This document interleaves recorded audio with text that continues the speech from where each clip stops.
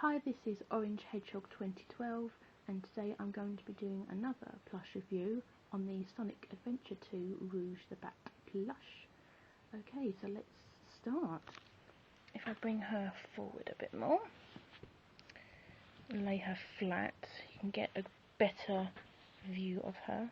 So if I start with her head, I'll just give you a rundown really of these plushies. I mean, they were available in Japan in the Sega UFO prize catcher machines, but I think as well they were also available on online stores in America. Not entirely 100% sure on that. If they were, I'm not exactly sure how much they retailed for. I mean, maybe 20 to 30 pounds maybe. But I mean, since they were released, I think this was about 2001, I think these plushes were released. The prices have just, skyrocketed. I mean, nowadays I think you would expect to pay around about 300 to 350 pounds for a sort of mint with tag and everything, and they're not exactly cheap. I mean, out of the whole set, Shadow is the more the more popular, and yet the more expensive. I mean, there was one I saw that sold last time for about £550. I mean, that is a lot of money for a plush, and obviously somebody really wanted him. I do have one, but he's in quite a bad state. So I might decide to do a plush review on that, but I'm not sure. But I am looking for one sort of like in this condition, a Shadow one. So yeah, if you yourself, if you're watching this video and you have a Shadow that you would like to sell, or somebody that is willing to sell one, please get in contact with me. I'd love to hear from you.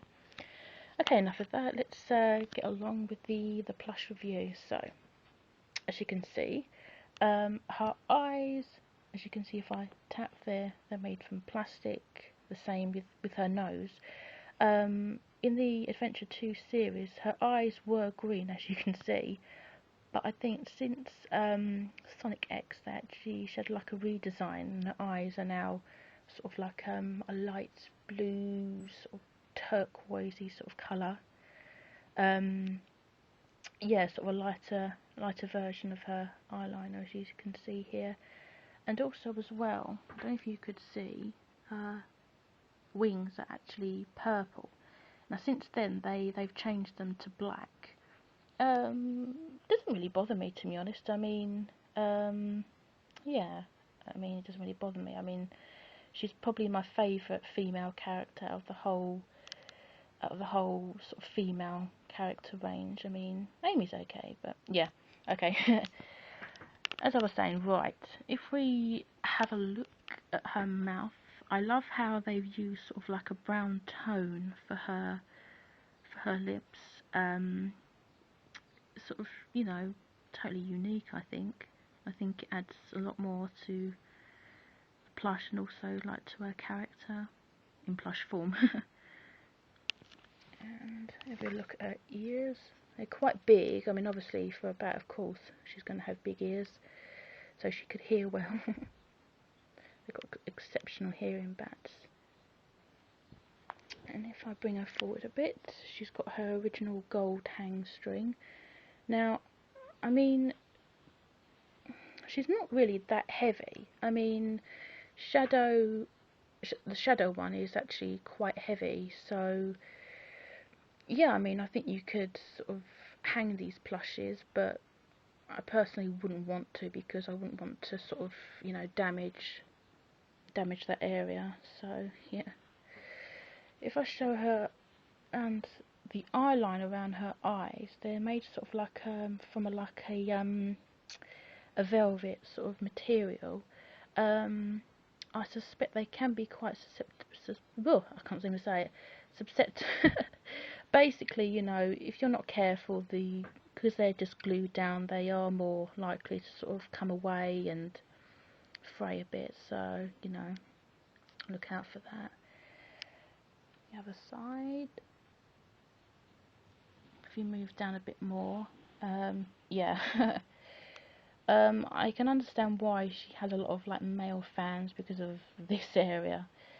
There's not really much to say about that area, so I'll just keep moving on. If you have a look at a tag, I'll just flip over to a side. The tag is a little bit sort of creased and a bit bent, but that doesn't really bother me at all. And I assume this was released sort of around the time of the 10th anniversary of Sonic, because there's a little 10th anniversary logo there. I like these tags. I like how they've got the because obviously the introduction of Shadow. You've got Shadow and Sonic on the blue and red backgrounds with the logo. That's nice. The writing at the bottom, it just says original games, copyright Sega, copyright Sonic Team / Sega, 2001. So these were released over 10 years ago. So they're quite old plushies. I mean, you can tell that these were prize catcher prizes, because if I can keep it still, you can see the Sega Prize logo, made in China, as always. Just some sort of Japanese writing. I don't really know what that means. And this is her hashtag. I don't think the camera makes it sort of very blurry. It's in Japanese writing, which I assume it says Sonic Adventure and the number 2. It just is basically the same. The writing at the bottom in English is the same from the tag at the bottom. If we have a look at her gloves,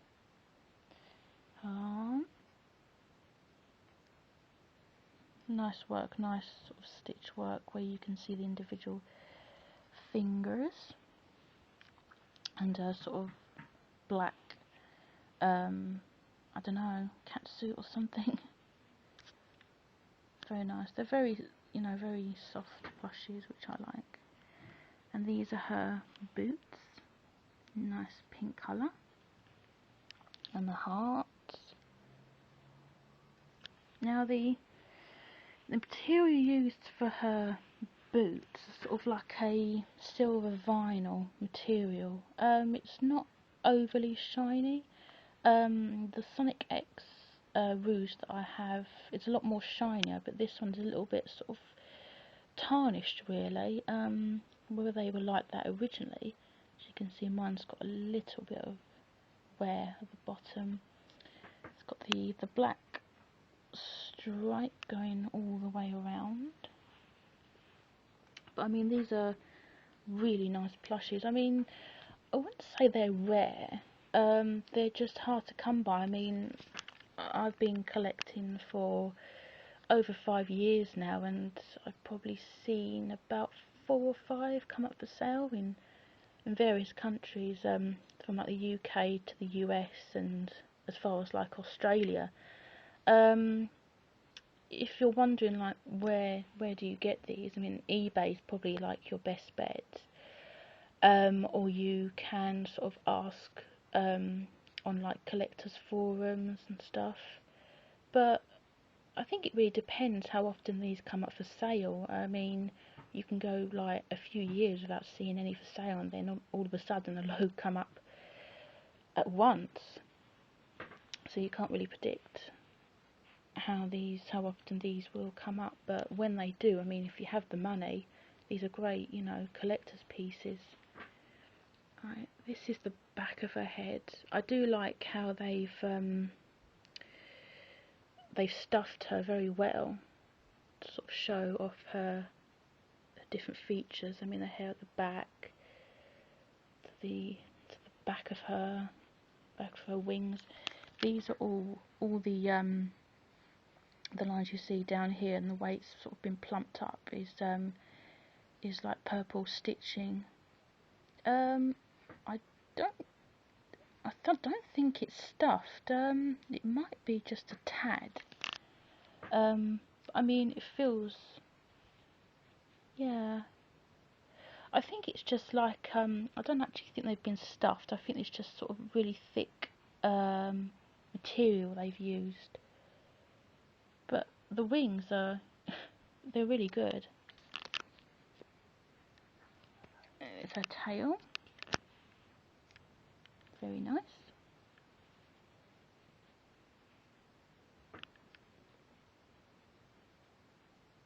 And that's the back of her. Yeah, so I think that's pretty much it. Oh, I could measure her. Hold on one sec, I'll get the tape measure out. Okay, so I've just measured her and she measures about 16 inches tall, as you can see there. So yeah, she's quite a big plush. And I think this is probably the only video on YouTube. I mean, obviously you'll see this one, but I think I've been looking and I don't think I've seen any other YouTube videos on this type of plush, so I may be the first. Woohoo! Right, this is been a plush review by Orange Hedgehog 2012. If you like my other videos, you know, feel free to comment or subscribe, and I will see you guys later. Thanks for watching. Bye.